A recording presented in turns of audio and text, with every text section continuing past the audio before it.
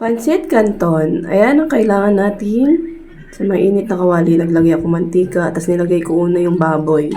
Ayan, luto na ang baboy. Gigilid lang muna natin, tapos magigisa tayo ng bawang, sibuyas. Kapag luto na ang sibuyas at bawang, isunod ko na yung hipon.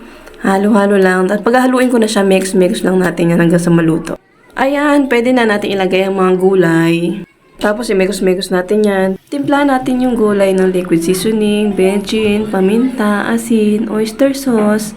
Tapos paghaluin lang po na natin sila hanggang sa mag-combine na sila. Tapos takpan natin hanggang sa maluto. Sinet aside ko po muna yung ibang gulay, tapos nilagyan ko na ng tubig. Tapos tatakpan ko po ulit. Hintayin natin siya ulit kumulo. Ayan, kumukulo na siya.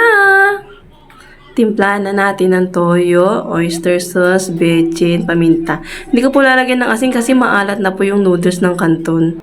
Adjust nyo na lang po yung lasa pag may kulang pa. Yan, kumukulo na ulit. Titikman ko muna yan kung may kulang. Tapos pag okay na, lalagay ko na yung canton. Nilagay ko na po lahat ng canton, tapos halo-haloin po natin. Ayan, halo. Ang bilis ko maghalo, no? Ganyan talaga ako maghalo sa personal, baka akala nyo. Ayan, luto na. Halo-halo lang ng konti. Ilagay yung gulay. Tapos, luto na. Tara na, kainan na. Happy birthday! Thank you po! Goodbye!